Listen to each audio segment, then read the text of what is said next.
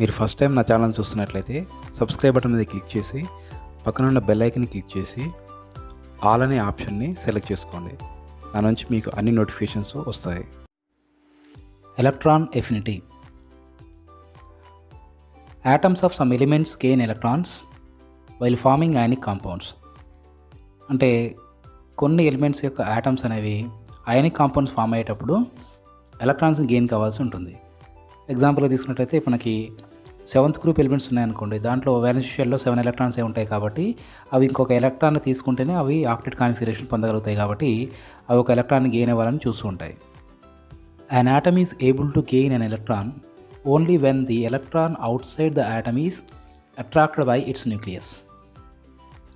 ఆటంలోని nucleus అనేది బయట ఉన్నటువంటి ఎలక్ట్రాన్ని అట్రాక్ట్ చేసేటువంటి నేచర్ ఉన్నప్పుడే ఇది పాసిబుల్ అవుతుంది. Attraction involves the liberation of energy. అంటే ఎలక్ట్రాన్ అట్రాక్ట్ అవడం అనేది ఎనర్జీని లిబరేట్ చేసేటువంటి ఒక ప్రాసెస్ కిందకి వస్తుంది. అంటే అది ఒక ఎగ్జోథర్మిక్ రియాక్షన్ కిందకి వస్తుంది. The energy liberated when an electron is gaseous atom is called an electron affinity of an element. అంటే న్యూట్రల్ స్టేట్లో ఉంటే గ్యాసెస్ ఫామ్లో ఉన్నటువంటి ఒక యాటమ్కి ఎలక్ట్రాన్ని యాడ్ చేసినప్పుడు లిబరేట్ అయ్యేటువంటి అంటే రిలీజ్ అయ్యేటువంటి ఎనర్జీని మనం ఆ ఎలిమెంట్ యొక్క ఎలక్ట్రాన్ ఎఫినిటీగా చెప్తాము. ఇలా మీరు చూసినట్లయితే ఎలక్ట్రాన్ అనేది ఇక్కడ మనకి ఎల్ షెల్లో, అంటే ఫస్ట్ షెల్ ఏదైతుందో అది కే షెల్, సెకండ్ షెల్ ఏదైతుందో ఎల్ షెల్. ఎల్ షెల్లో మనకి మ్యాక్సిమం ఎలక్ట్రాన్స్ 8 ఎలక్ట్రాన్స్ పడతాయి. ఫస్ట్ కే షెల్లో మనకి 2 ఎలక్ట్రాన్సే పడతాయి కాబట్టి 2 ఎలక్ట్రాన్స్ ఉన్నాయి. నెక్స్ట్ ఎల్ షెల్లో మనకి 2s2 2p6 మొత్తం 8 ఎలక్ట్రాన్స్ మ్యాక్సిమం పడతాయి కాబట్టి 3వ ఎలక్ట్రాన్ వచ్చి యాడ్ అయినప్పుడు కొంత ఎనర్జీ అనేది దాని నుంచి రిలీజ్ అవుతుంది. సో దీన్ని మనం ఎలక్ట్రాన్ ఎఫినిటీగా చెప్పవచ్చు. Electron affinity of an element is also called electron gain enthalpy. అంటే ఒక ఎలక్ట్రాన్ ఎఫినిటీ మనం ఎలక్ట్రాన్ గెయిన్ ఎంథాల్పీ అని కూడా మనం పిలుస్తాము. The energy liberated when first electron is added to outermost orbit or shell of a neutral gaseous atom is called its first electron affinity. So ఇంతకుముందు అయనేషన్ ఎనర్జీలో చెప్పుకున్నట్టుగానే ఇక్కడ కూడా మొట్టమొదటి ఎలక్ట్రాన్ని ఒక యాటమ్కి యాడ్ చేసినప్పుడు ఎంతైతే ఎనర్జీ రిలీజ్ అవుతుందో ఆ ఎనర్జీని మనం ఫస్ట్ ఎలక్ట్రాన్ ఎఫినిటీ అని చెప్పేసి మనం పిలుస్తాము. ఎం అనే ఒక గ్యాసెస్ స్టేట్లో ఉన్నటువంటి యాటమ్ తీసుకున్నట్లయితే దానికి మనం ఒక ఎలక్ట్రాన్ యాడ్ చేసినప్పుడు అది M- అనేటువంటి ఒక గ్యాస్ స్టేట్లో ఉన్నటువంటి ఒక యానాన్గా మారిపోతుంది. దాంతోపాటు కొంత ఎనర్జీ అనేది రిలీజ్ అవుతుంది. సో ఇక్కడ రిలీజ్ అయిన ఎనర్జీని మనం ఈవెన్ అనుకున్నట్లయితే ఆ ఈవెనే మనకి ఫస్ట్ ఎలక్ట్రాన్ ఎఫినిటీ అవుతుంది. The energy liberated when an electron is added to the outer most orbit shell of a uni negative ion of the element is called its second electron affinity. అంటే ఇంతకుముందు ఒక neutral ఆటమ్కి ఎలక్ట్రాన్ని add చేసినప్పుడు అది యూని negative ion, అంటే ఒక negative charge ఉన్నటువంటి ion, దాన్ని మనం యానాన్ అంటాము. సో అలా మారింది కదా. సో దానికి ఇంకొక ఎలక్ట్రాన్ని మనం యాడ్ చేసినట్లయితే అప్పుడు కొంత ఎనర్జీ రిలీజ్ అవుతుంది. ఆ రిలీజ్ అయిన ఎనర్జీని మనం సెకండ్ ఎలక్ట్రాన్ ఎఫినిటీగా మనం పిలుస్తాము. సో ఇక్కడ యూని నెగిటివ్ అయాన్గా మనం ఇప్పుడు M- అయాన్ తీసుకున్నట్లయితే సో M అనే ఒక ఎలిమెంటు అది ఒక నెగిటివ్ ఛార్జింగ్ కలిగి ఉంది. దీనికి మనకు ఎలక్ట్రాన్ యాడ్ చేస్తే అది కాస్త M-2గా మారి దాంట్లోంచి కొంత ఎనర్జీని రిలీజ్ చేస్తుంది. దాన్ని మనం E2 అనుకున్నట్లయితే ఆ E2 అనేది మనకి ఇప్పుడు సెకండ్ ఎలక్ట్రాన్ ఎఫినిటీని సూచిస్తుంది. Practically no element shows liberation of energy when the second electron is added to its uninegative ion. అంటే మనం ప్రాక్టికల్గా ఆలోచించినట్లయితే ఏ ఎలిమెంట్ కూడా రెండో ఎలక్ట్రాన్ యాడ్ చేసినప్పుడు ఎనర్జీని రిలీజ్ చేయదు. ఎందుకనంటే ఆల్రెడీ మొదటి ఎలక్ట్రాన్ యాడ్ చేసినప్పుడు ఆ యాటమ్ కాస్త నెగిటివ్ అయాన్గా మారింది. సో ఆ నెగిటివ్ అయాన్కి ఎలక్ట్రాన్ యాడ్ చేసినట్లయితే ఎలక్ట్రాన్ కూడా నెగిటివే కాబట్టి ఎలక్ట్రాన్కు ఆ నెగిటివ్ అయాన్కి మధ్య రిపల్షన్స్ వల్ల మనకి అది ఎనర్జీని రిలీజ్ చేయలేదు. It does not mean that dinegative or trinegative ion do not form. అంటే దాని అర్థం డై నెగిటివ్ అయాన్ అంటే అర్థం -2 ఛార్జ్ ఉన్నటువంటి అయాను, ఆర్ ట్రై నెగిటివ్ అయాన్ అంటే -3 ఛార్జ్ ఉన్నటువంటి అయాన్ అనేది ఫామ్ కాదు అని దీని అర్థం కాదు. They do form but for adding second electron energy in another way like bond formation must be given. అంటే దీని అర్థం సెకండ్ ఎలక్ట్రాన్ని యాడ్ చేయడానికి కావాల్సిన ఎనర్జీని ఆ యాటమ్ ఎక్కడి నుంచి తీసుకుంటుందంటే ఆ యాటమ్ ఇంకో యాటమ్తో కలిసి బాండ్ ఫామ్ చేస్తుంటుంది కదా. సో బాండ్ ఫార్మేషన్ ఎప్పుడు కూడా ఎనర్జీని రిలీజ్ చేస్తూ ఉంటుంది.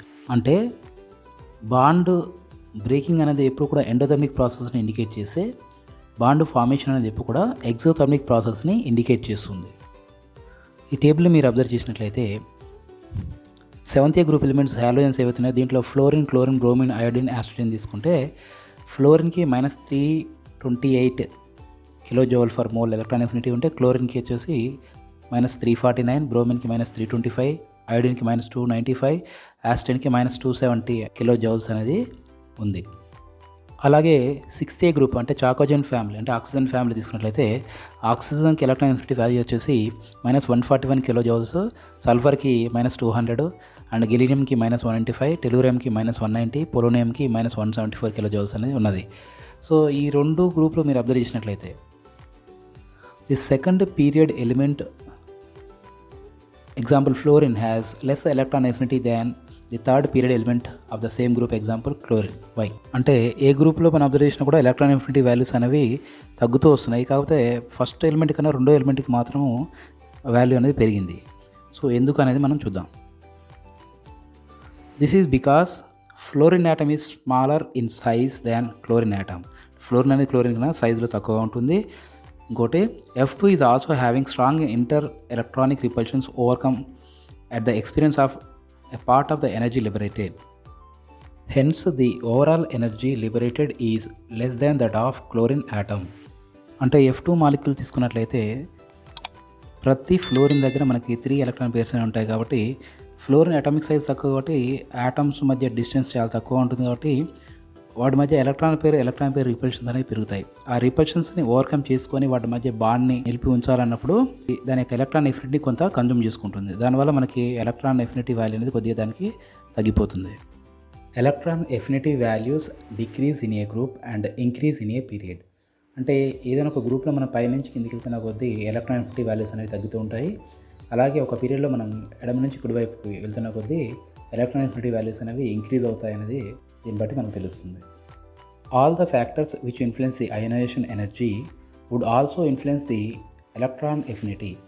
సో ఏ ఫ్యాక్టర్స్ అయితే అయనైజేషన్ ఎనర్జీని ఇన్ఫ్లుయెన్స్ చేస్తాయో అవన్నీ కూడా ఎలక్ట్రాన్ ఎఫినిటీ ఇన్ఫ్లుయెన్స్ చేస్తాయి. ఆ ఫ్యాక్టర్స్ ఏంటి, అవి ఏ విధంగా అయనైజేషన్ ఎనర్జీని ఇన్ఫ్లుయెన్స్ చేస్తాయి అనేది మీకు ఇంతకుముందు వీడియోలో నేను ఎక్స్ప్లెయిన్ చేయడం జరిగింది. సో ఒకసారి ఆ వీడియోని చూడండి. డిస్క్రిప్షన్లో వీలైతే ఆ లింక్ కూడా ఇస్తాను. దాని ద్వారా మీరు ఆ వీడియోని చూస్తే మీకు అర్థమవుతుంది. Metals have very low electron affinity values and alkaline earth metals have even positive values. సాధారణంగా మెటల్స్ అన్నిటికీ ఎలక్ట్రాన్ ఎఫినిటీ వాల్యూ అనేది చాలా తక్కువ ఉంటాయి. ఆల్కలైన్ ఎర్త్ మెటల్స్ అంటే సెకండరీ గ్రూప్ ఎలిమెంట్స్ మీరు తీసుకున్నట్లయితే అవి కూడా మెటల్సే కదా, మనకి వాటికి ఆల్మోస్ట్ పాజిటివ్ వాల్యూస్ ఉంటాయి. అంటే ఎలక్ట్రాన్ ఎఫినిటీ అనేది చాలా తక్కువ. మిగతా వాటికి అన్నిటికీ నెగిటివ్ వాల్యూస్ ఉంటే ఈ సెకండరీ గ్రూప్ ఎలిమెంట్స్ ఏవైతున్నాయో వీటికి ఆల్మోస్ట్ పాజిటివ్ వాల్యూస్ ఉంటాయి. The negative sign for energy value indicates that energy is liberated or lost. అంటే ఎనర్జీని ఎప్పుడైనా నెగిటివ్ సైన్ తోటి మనం ఇండికేట్ చేసినట్లయితే అది ఎనర్జీ రిలీజ్ అవుతుంది అనేదాన్ని సూచిస్తుంది. అంటే అది ఒక ఎగ్జోథర్మిక్ ప్రాసెస్ని ఇండికేట్ చేస్తుందని చెప్పవచ్చు. The positive sign tells us the energy is gained or absorbed. అదేవిధంగా ఎనర్జీకి ఒకవేళ పాజిటివ్ సైన్ ఉన్నట్లయితే దాని అర్థం ఎనర్జీ అనేది అబ్జర్వ్ అయింది లేదా గెయిన్ అయింది లేదా తీసుకోబడిందని దాని మీనింగ్ వస్తుంది. అంటే ఇది ఒక ఎండోథర్మిక్ ప్రాసెస్ని మనకి ఇండికేట్ చేస్తుంది. అందుకే మనం ఎగ్జోథర్మిక్ ప్రాసెస్కి ΔH నెగిటివ్ వాల్యూ రాసాము. అలాగే ఎండోథర్మిక్ ప్రాసెస్కి ΔH వచ్చేసి మనం పాజిటివ్గా రాయడం మీరు అబ్జర్వ్ చేసే ఉంటారు. The calculated electron affinity values for alkaline earth metals in secondary group elements and noble gases 8th group elements are positive. Why? అంటే ఆల్కలైన్ ఎర్త్ మెటల్స్ అంటే సెకండరీ గ్రూప్ ఎలిమెంట్స్కు అలాగే నోబుల్ గ్యాసెస్ 8th గ్రూప్ ఎలిమెంట్స్కి electron affinity value ఎప్పుడు కూడా పాజిటివ్గా ఉంటుంది. మిగతా అన్ని గ్రూపులకి ఎలక్ట్రాన్ ఎఫినిటీ వాల్యూ అనేది నెగిటివ్గా ఉండి ఈ రెండు గ్రూపులకు ఎందుకు ఎలక్ట్రాన్ ఎఫినిటీ అనేది పాజిటివ్గా ఉంది అని మనం ఆలోచించినట్లయితే due to completely filled s subshell in alkaline earth metals means secondary group and completely filled valence shell octet in noble gases 8th group, they are highly stable, hence energy is required to add an electron, that is their electron gain enthalpy values are positive. అంటే secondary group elements తీసుకున్నట్లయితే దాంట్లో violence shell అంటే s subshell అనేది పూర్తిగా నిండి ఉంటుంది. అట్లాగే 8th group elements తీసుకున్నట్లయితే వ్యాలెన్స్ షెల్ NS2 NP6 కాబట్టి ఇవి కూడా పూర్తిగా నిండి ఉంటుంది. కాబట్టి ఇవి చాలా స్టేబుల్గా ఉంటాయి. సో వీటికి మనం ఒక ఎలక్ట్రాన్ యాడ్ చేయాల్సి వచ్చినప్పుడు వాటికి ఎనర్జీ చాలా ఎక్కువ యూజ్ చేయాల్సి ఉంటుంది. కాబట్టి ఎలక్ట్రాన్ గెయిన్ ఎంథాల్పీ వాల్యూస్ అనేవి వీటికి పాజిటివ్గా ఉంటాయని చెప్పేసి మనం చెప్పుకోవచ్చు. ఇంకా నెక్స్ట్ టాపిక్ వచ్చేసి electronegativity. The electronegativity of an element is defined as the relative tendency of it's atom to attract electrons towards it self when it is bonded to the atom of another element. అంటే ఏదైనా ఒక atom అనేది వేరొక atom తోటి bond ఫార్మేషన్లో ఉన్నప్పుడు ఆ bond రూపంలో ఉన్న ఎలక్ట్రాన్స్ని ఆ యాటమ్ అనేది తన వైపు మాత్రమే అట్రాక్ట్ చేయడానికి ప్రయత్నిస్తూ ఉంటుంది. సో అలాంటి నేచర్ని మనం ఎలక్ట్రోనెగటివిటీ అని చెప్పేసి మనం పిలుస్తాము.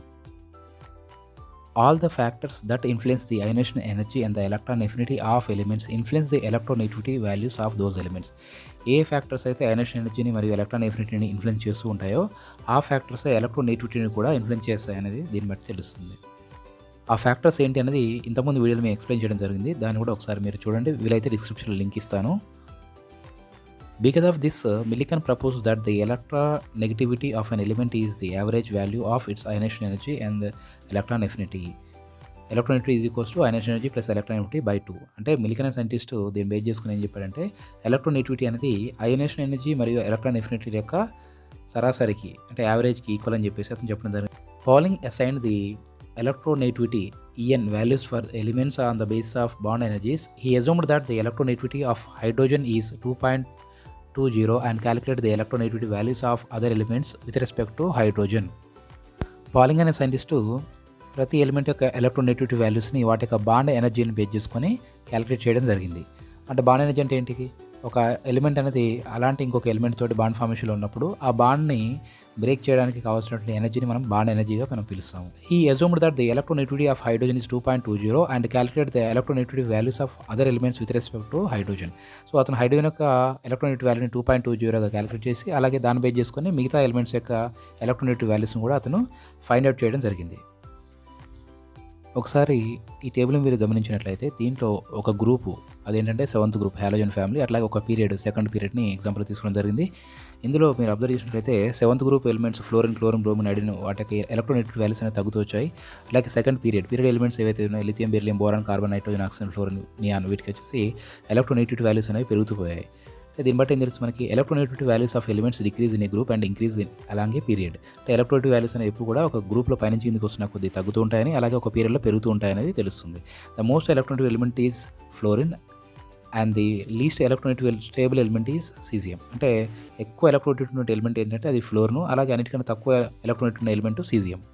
Metallic and non metallic properties. Metals are electropositive elements. అంటే మెటల్స్కి ఎలక్ట్రోపాజిటివిటీ అంటే పాజిటివ్ నేచర్ అనేది ఉంటుంది. అవి కూడా ప్లస్ ఛార్జ్ తీసుకోవడానికి చూస్తూ ఉంటాయి.